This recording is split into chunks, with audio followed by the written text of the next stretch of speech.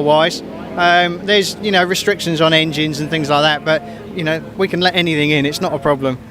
And everyone seems to be enjoying themselves, and we've got new cars joining all the time. Oh yeah, the numbers are getting stronger and stronger. The trouble is we're a series this year because we were not eligible for a championship. Hopefully now the BARC have seen the numbers are growing. It's getting more and more popular day by day, so we should get our own championship for next year. The Blue Oval Saloon Series is not just for the blokes, we've got a lady racer in it as well. It's Joanne Gordon. Let's have a quick word with Joanne. Joanne, how does it feel to be out there with the guys? Anything to prove? No, just to finish is what I aim to do and not come last. Tell us a bit about your racing history. I only started last year. I do the tin tops and the Semsec also here. I won T3 out the tin tops and won Nicky Stevens Semsec here last year as well. Fantastic. And how are you approaching the Boss Series? Have you done many of these? No, this is the first one we've been invited to come down to, but we did one invitation last year, so it's going well, so we might come back again. Okay, is it a self-prepared effort, or have you got people to help you out? My lovely husband does my car, and I just make it look pretty afterwards. And his name is? Stephen Craig, and he's hiding behind you. So he's enjoying it. And does he get more nervous perhaps watching than he would racing himself? Oh yeah, by far, but he does race himself as well, but at the moment he's just my mechanic. Okay, well, great to talk to you. Best of luck with the race. Thank you. Henry Ford will be well chuffed with this selection of machinery. New for 2009, it's the Blue Oval Saloon Series. To take you through the race, let's go up to the commentary box with Ian Soman and Johnny Palmer. Thank you very much, Richard. It may be a new series, but there's some familiar names here, and Craig Rayner is going to be starting from the front of the grid for this one, with Steve Horner not too far behind him. Then we've got Craig Jameson in his Sierra and Simon Gent in the Ford car. Jeff Windsor, also a familiar name to many of us, as is Malcolm Wise. Looking further back, you've got the local man from Canterbury, Nigel Craig in his Ford Escort RS2000. Looking forward to seeing him. And the likes of Joanne Gordon, who we heard from before the start of this race, and Tim Misen among a small contingent of drivers from the Stock Hatch Championship here this weekend. So race 7 of this debut season for the Blue Oval Saloon Series about to get underway. Craig Rayner with a good performance in qualifying from pole position, waiting for the lights to come on. We've got Steve Horner on the outside of the front row. Great qualifying session for him to be so highly placed. All 5 lights on the gantry are on and go off, and it's not a good start for Steve Horner in the turquoise coloured Fiesta. Great one though for Craig Rayner, who jets off into the lead, and Simon Gent slots into second place in the Ford car. Also going well from row 3, Jeff Windsor and Malcolm Wise in their Sierra Cosworths. So there is Gent in second place. It's Craig Jameson in third in the white and blue Sierra, the man from Leamington Spa, and also trying to creep up the inside there for third place is Jeff Windsor, and he's going to get there as well. So the 2 white Sierras having a great scrap there into Devil's Elbow at the first time of asking, but this time in fact the Windsor car hasn't got a good exit out of that corner and up Hairy Hill, and he's already being challenged there. Oh, lock up for Steve Horner, being challenged by Malcolm Wise in the red and yellow Sierra. So good lead for Craig Rayner over the opening few corners of this lap. Some work there for Nigel Craig to do. He started 7th on the grid in the number 96 car. He's now second to last. You can just see the silver Escort RS2000 making its way through Paddock Bend there to complete the first lap in what should be a 15-minute race around this 1 mile Liddon Hill Speed Bowl. Up towards Chestnut Stuff goes this battle, and that's the number 2 car of Brian Long taking a place away from 29, and that is Joanne Gordon. And it looks like Brian Long, who's a very experienced racer in Fords over a number of years, has made up a place there.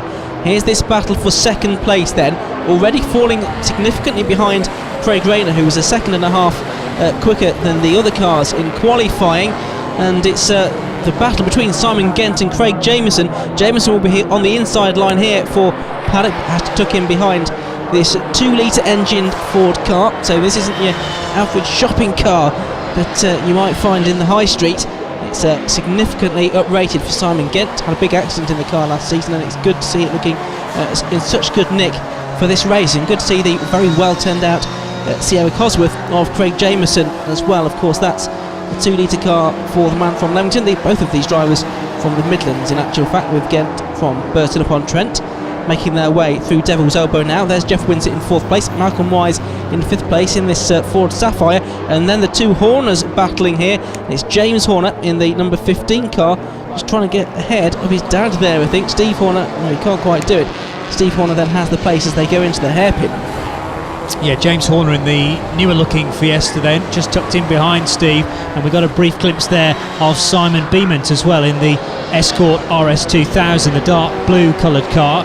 So here is the Horner battle which is raging on, the two Fiestas putting on a good show, but Steve Horner wasn't able to get away with the leaders after a good qualifying session earlier on today. Put him on the outside of the front row, but just wasn't able to match the pace of Craig Rayner's Mark II Escort from the line, which still leads the race. Simon Gent in second and Craig Jameson in third. And speak of the Devils, here they are, second and third through Devil's Elbow, funnily enough, and it's the car that has just managed to stay in front there of the Jameson car, and well, looks can be deceptive, can't they, because that is a very, very highly tuned Ford car.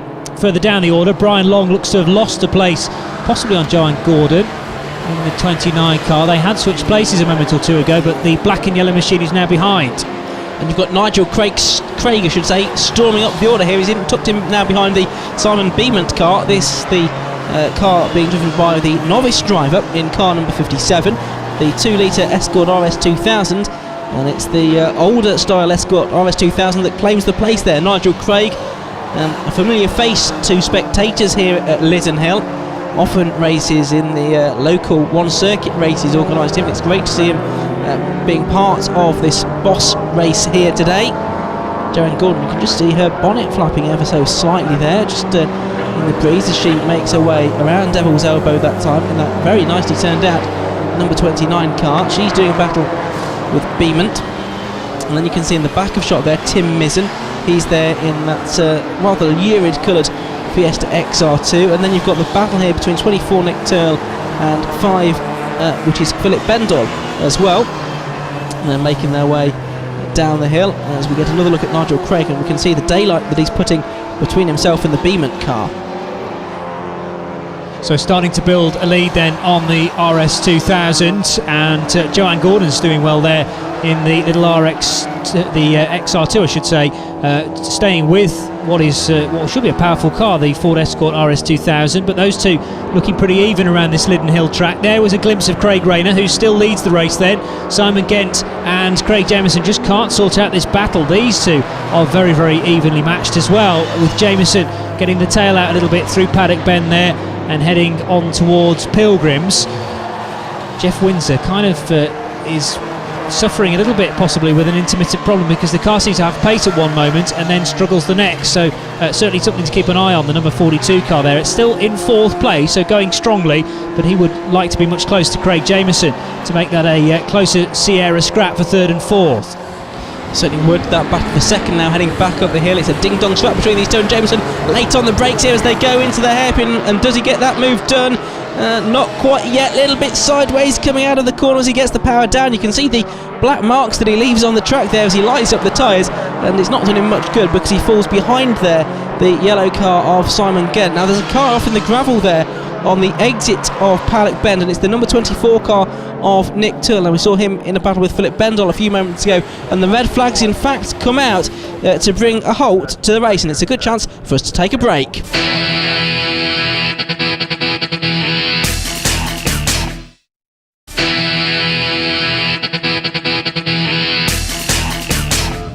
The red flags are out here at Lytton Hill then, bringing the Blue Oval Saloon Series race, the first of the weekend, to a temporary halt, and this will be a restart over just 5 minutes, this race. So it was billed originally as a 15-minute race. It's going to be a 5-minute dash to the checkered flag.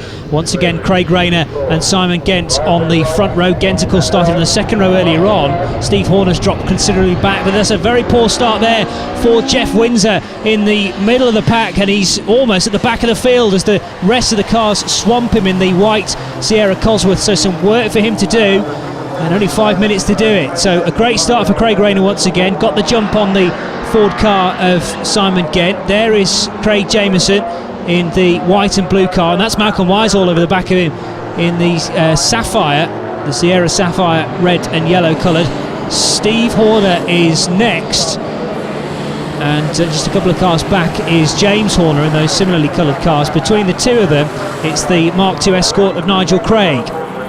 Yes, Nigel Craig, who got a better start this time, it would seem, as the leaders come down the hill. Craig Rayner already having turned into the corner. Malcolm Wise this time trying to get involved with the second and third place scrap here, trying to get ahead of Simon Gent. We've seen Malcolm Wise win many races in the past, but not in this car.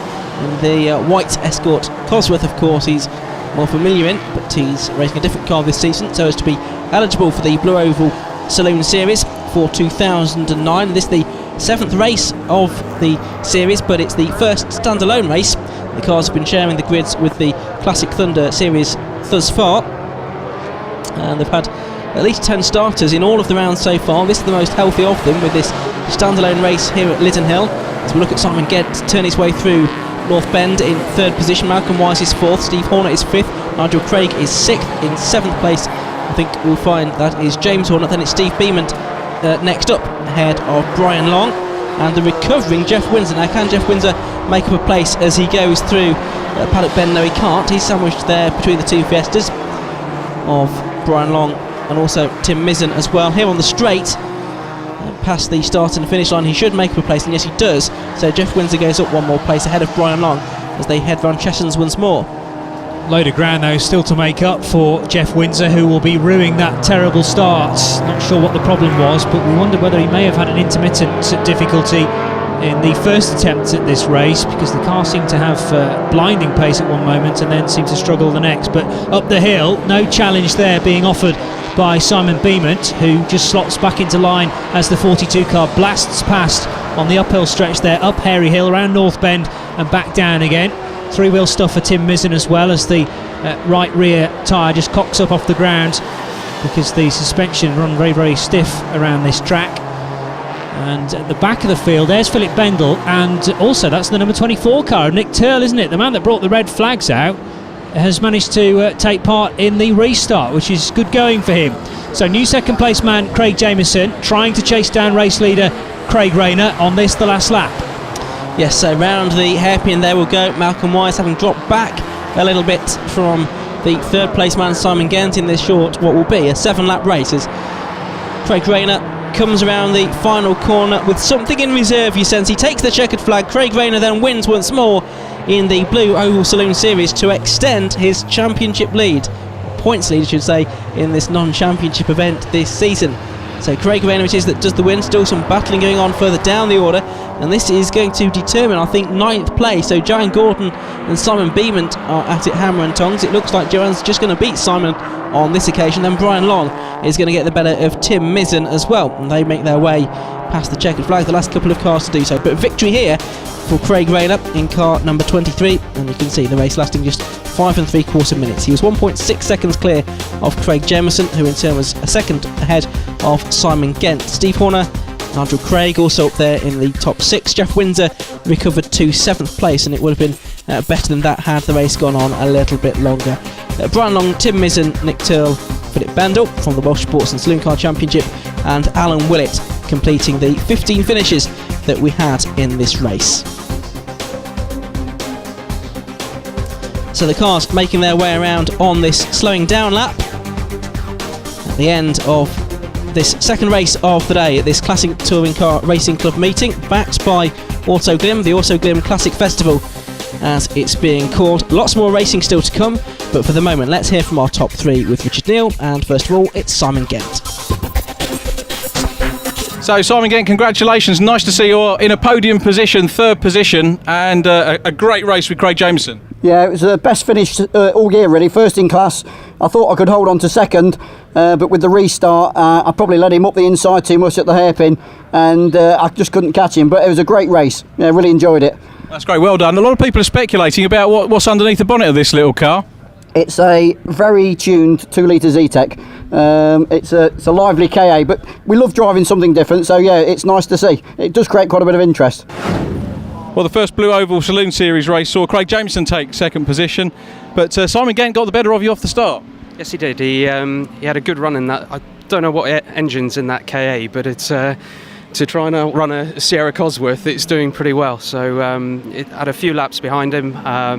then the race was stopped, and on the restart I think he just took him a little bit of time to get back into his rhythm again, and I managed to get past him at Hairy Hill going up the inside, so outbroke him. He gave me enough room, which I think is one of the main ethos of the series. He gave me racing room and no contact or anything. It was great. It was good result. Craig, another win, and looked fairly comfortable from where we were.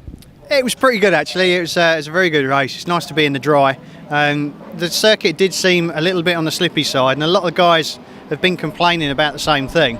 So it was nice to be at the front. It was good. Craig 1 and Craig 2, how big in your mirrors was he? He was getting big. He was getting close. We had a little in reserve, so I think it would have been a different story to get past. But we'll see what we can do in the next one. Okay, and you're obviously looking forward to that one. You've got a couple of the invitation guys out to play as well. Yep, a couple of the guys are out now on slick tyres. I hope I can stay with them.